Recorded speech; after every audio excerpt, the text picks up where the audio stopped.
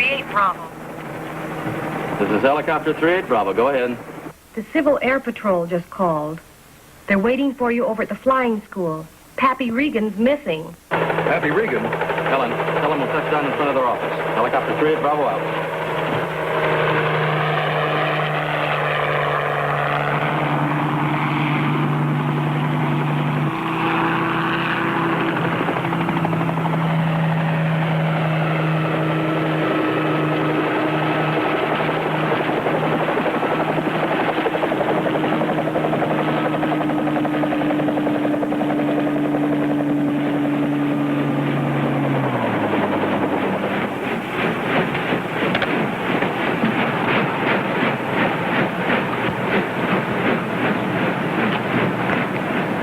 Okay, thanks. We haven't got a thing yet. P.T., Chuck. Hello, Bob. Been trying to get in touch with you two. What happened? Whitey will tell you about it. Well, Pappy left a note saying he was leaving for El Centro. We figure it was early this morning. Said he'd call us from there. Looks like he never made it. Your men are searching now? Mm-hmm. I'm leaving myself in a few minutes. Oh, there's one sector open you two can cover. Now, wait a minute. I figure Ellis and the CAP can handle things well enough without going to any additional expense. I know you're a partner in this outfit, Raymond, but so am I, and so is Pappy. And if he's lying hurt on the desert, then money is no object. Money is no object. Listen, all you and Regan have to do is fly around free as birds. I'm the one who has to worry about the finances for the three of us, and don't you forget it. How can I? You're always reminding us of it.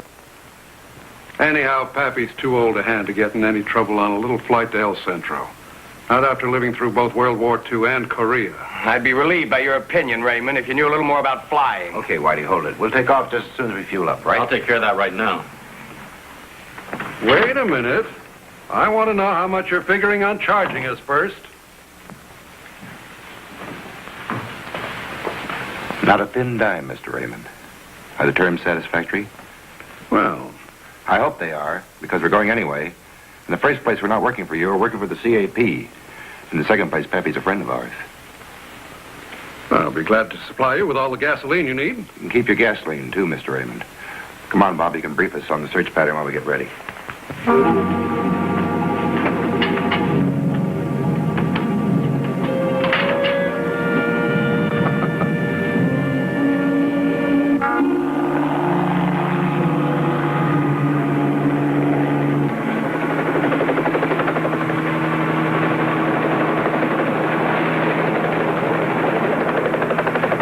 Over there.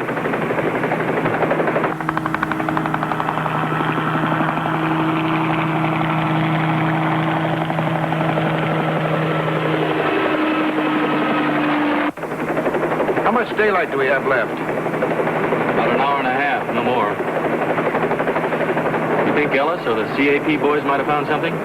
No, I think we'd have heard about it if they had. There's nothing here. Let's try over that ridge.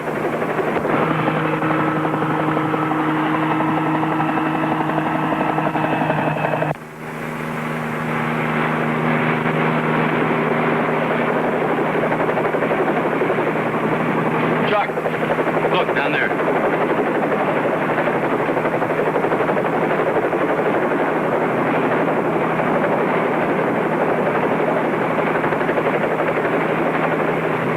Helicopter 38 Bravo to CAP, Control Plane 1. Helicopter 38 Bravo to CAP, Control Plane 1. Come in, please. CAP, Control Plane 1. Go ahead, P.T. Regan's plane crashed in our sector. We're landing now. Right. Call him as soon as you know any more. Over. Wilco, 38 Bravo out.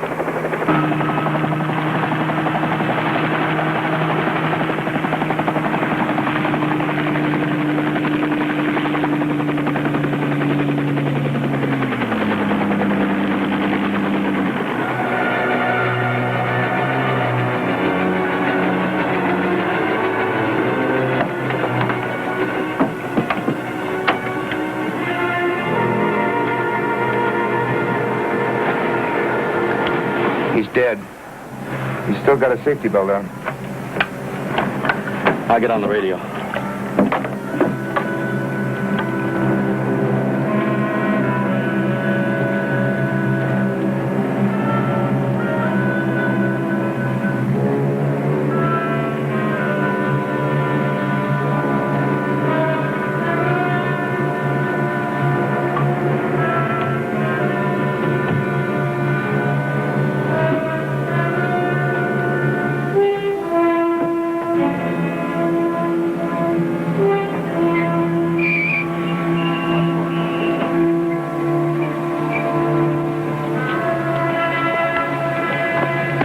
We're supposed to stand by here till they let us know whether to bring the body in or not. Fine. P.T., have you ever flown one of these things before? Not in quite a while. Well, I have. As a matter of fact, I flew this very crate with Pappy about a month ago. Yeah. Take a look at the tail assembly. Tell me if you see anything peculiar.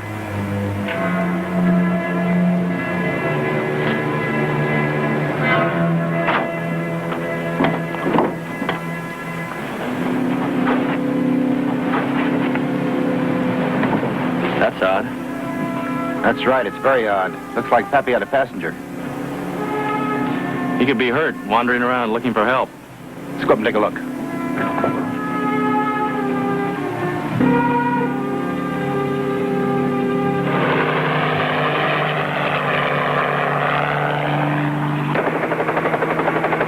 We're searching the area, but so far no luck. Over. Your orders are to return to the crash site and bring in Regan's body. We'll take over the search in your sector. Roger. 38 Bravo out.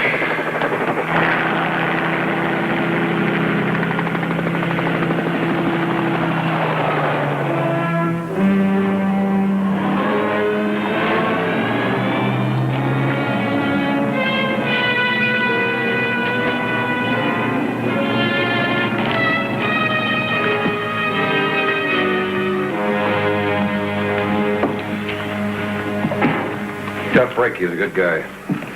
Well, happened while he was flying. That's the way he'd have wanted it. Yeah, it's too bad.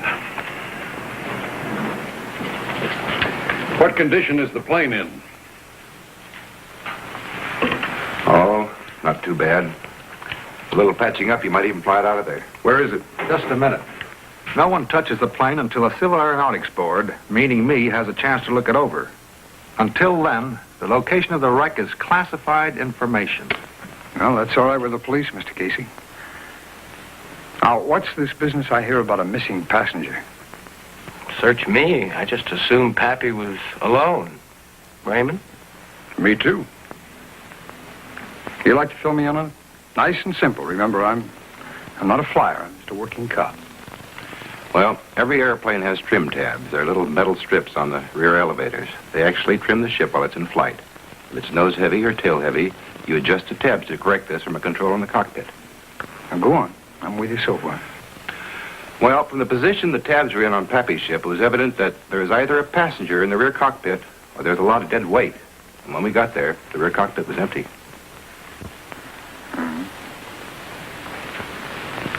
You guys going out there tomorrow? That's right. They're flying me out in the morning. Well, I'd like to go along if there's going to be room. There'll be room. Fine. Thanks very much. Anyone need a lift? I'd appreciate one. Good. Good night. Good night, Lieutenant. Well, that's a fine, high-handed attitude. It's my plane, but they won't tell me where it is. Tough. My heart bleeds for you, Raymond. I don't think I like your attitude either. You don't, eh? Well, listen, I'm just about fed up with you. All right, knock it off, you guys. It's been a long Don't tell me to goddamn- knock it We're off. too tired to know what we're talking about. Well, then tell him to Raymond, stop did you making hear me? me? I said knock it off.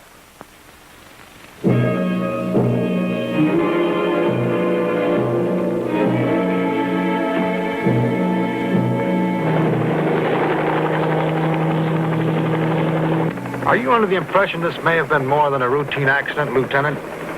Mr. Casey, I'm not under any impression until I get the preliminary report from the coroner. Is it possible the plane could have been tail heavy even without anyone or anything in the rear cockpit? Well, I wouldn't know anything about that. Well, I know something about it. I flew with Pappy in that ship very recently. We had to adjust those tabs to compensate for my weight just about the way they were adjusted yesterday. Then he'd certainly have readjusted them in neutral position if you were flying alone. Definitely.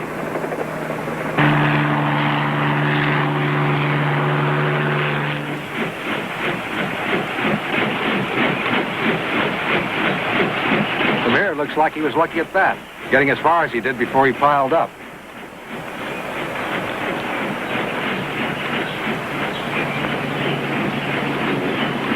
The undercarriage appears to be undamaged, so I presume he didn't hit any of those rocks along the way.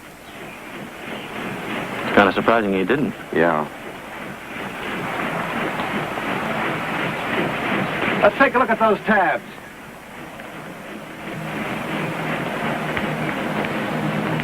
Hey. Those tabs are in neutral position, just about where they'd normally be if Regan was flying alone. I know that, but Well, how do you explain that? I can't explain it, but they weren't like that yesterday. Well, nevertheless, you both appear wrong. Absolutely not. Not a chance. That sounds like a stalemate to me. Which will probably be resolved in my favor, gentlemen. No offense, but I must go by the evidence as I see it. Look, I hate to interrupt this hassle, but I'd like to radio in and find out if the coroner's come up with his preliminary report. Is that okay? All right, come on. Call off the Civil Air Patrol. There isn't any missing witness. Fine.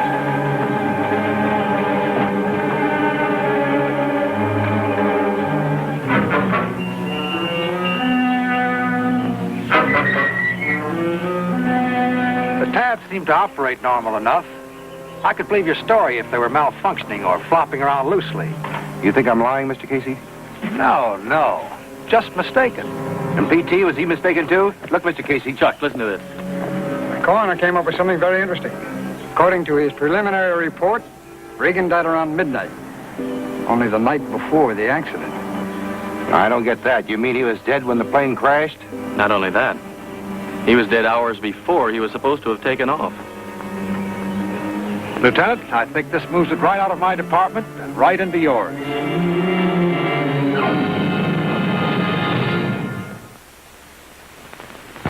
Well, follow it through for me, will you?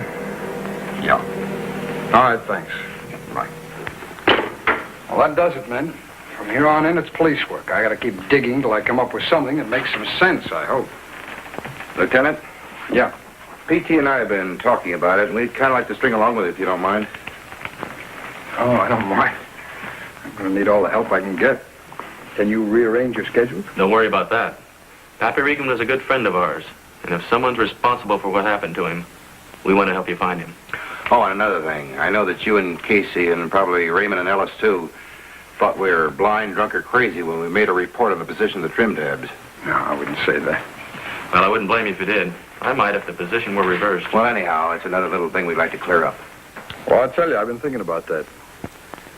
Now, let's assume you two were right about those trim tabs in the first place.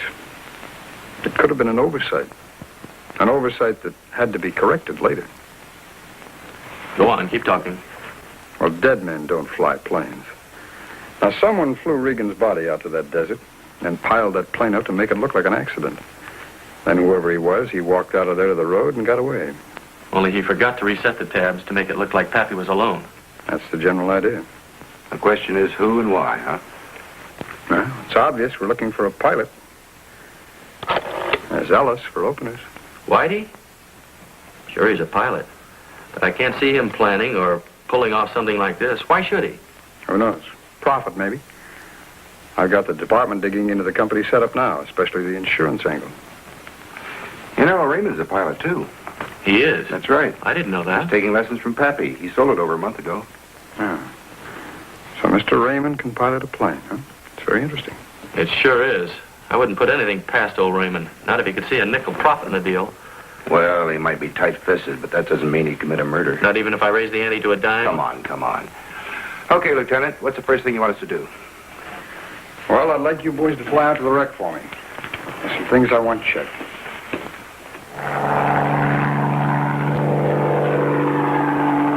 You know what I think? Nope. I think we should be back home working on old Raymond. Nope. Why not? You head of his fan club or something? Oh, come on, hardly. But we wanted to help out Hearst, and this is what Hearst wanted us to do. I know. There's no law against thinking what I'm thinking.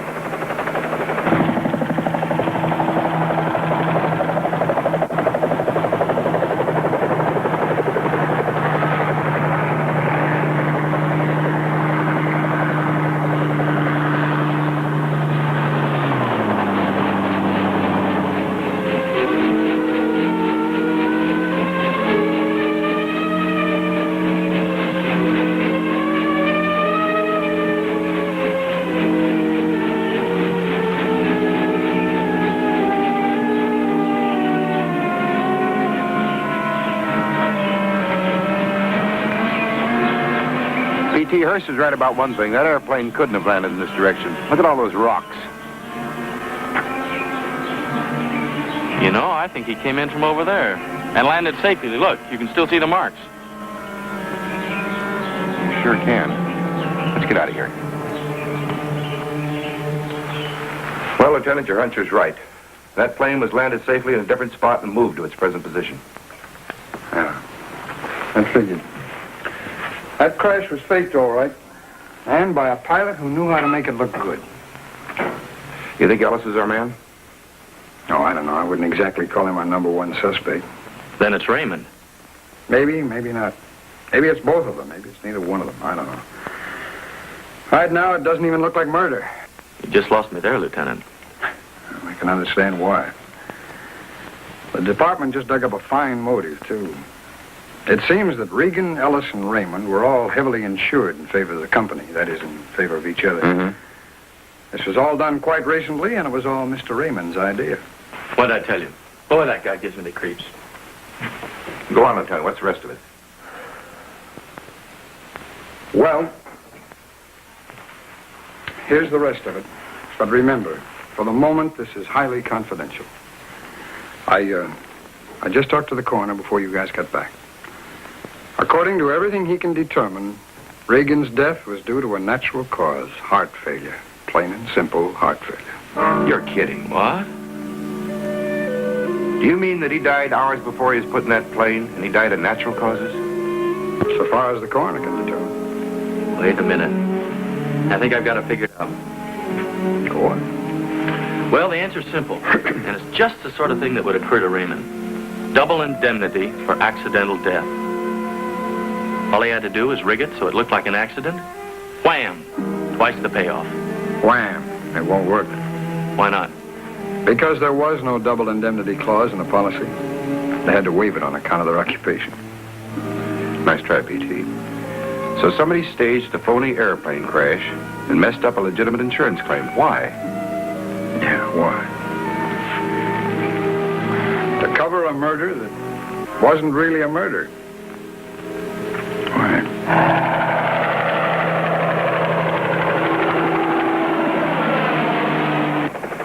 Me, I give up. P.T., are you a fisherman? Yeah, and a darn good one. What do you do when the fish won't strike, when they won't rise to your bait? You changed the bait. What's that got to do with this? We're chasing a murderer who didn't even commit a murder. That's right. Maybe he doesn't know it. I mean, the missing man doesn't know the real cause of Pappy's death. How could he?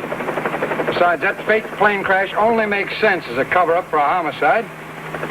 All right, but what are we doing going out to the wreck this time of night? Well, not to the wreck, P.T. I want you to land the copter somewhere near the wreck, but out of sight. Then we'll walk to the wreck from there. Sounds like maybe you're expecting company. Well, hoping for company is a better way to put it. You think the guy that rigged the crash might show up? That's a general idea. But why? Well, that fresh bait I was talking about. See, I gave out a story to the newspapers. Should be out by now. It's already been on TV and on radio. No, what'd it say? Oh, it's a yarn about the lab technicians. Miracle workers, all of them, according to my story. Yeah. I think I'm beginning to get the picture. You are? How about letting me in on it? Well, according to the story I gave out, the lab technicians are going to go over Regan's plane with a fine-tooth comb until they can reconstruct a picture of the missing passenger. Can they do that? No, they've already tried. It didn't work. But the guy we're looking for doesn't know that. Well, there's one thing the missing man does know that very few other people know. I give up. What's that? The exact location of the wrecked plane.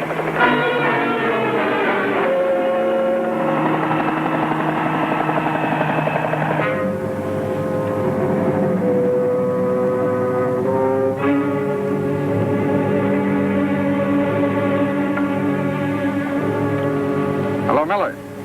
Miller, do you see anything?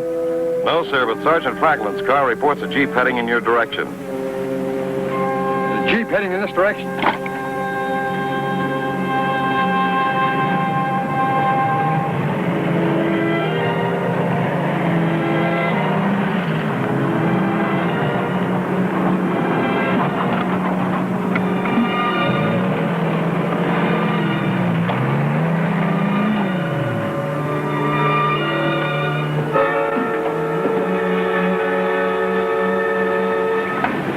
Hold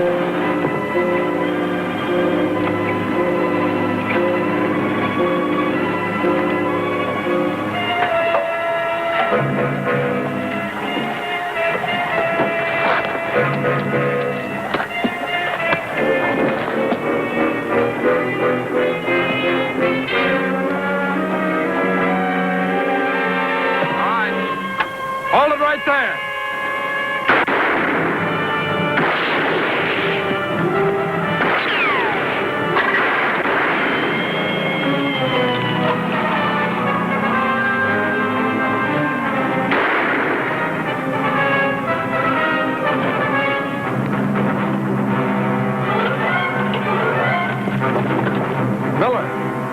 Miller, suspect's car is headed for the road. Have Franklin's car cut him off. And tell him to be careful. He's armed. Yes, sir. Miller to Franklin. Armed suspect heading your way in Jeep. Block road. We'll join you.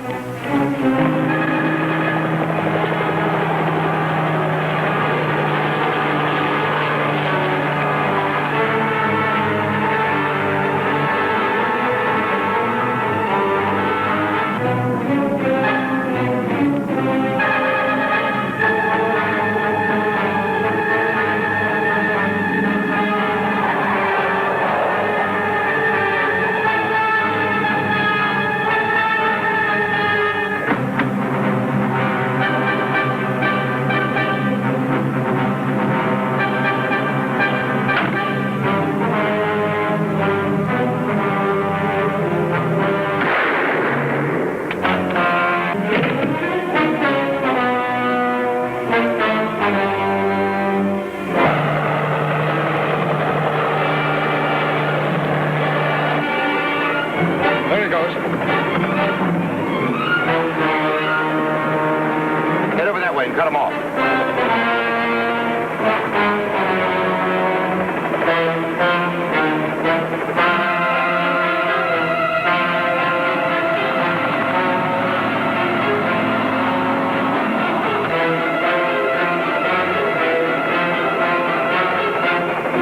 Look, let's turn back this way. Now we get him.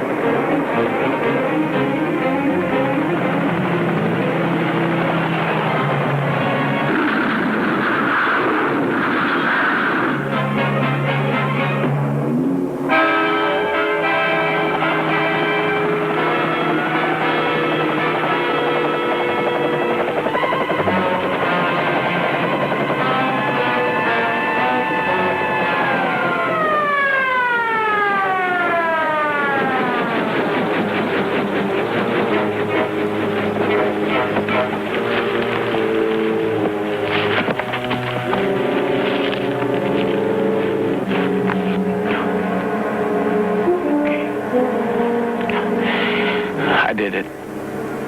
I killed Regan. We had a fight. I hit him. He didn't get up. You didn't kill him, Whitey. He died of heart failure. You mean I was in the clear all this time? You were, but you aren't now. There's a police officer up there in the road dead. Now get up.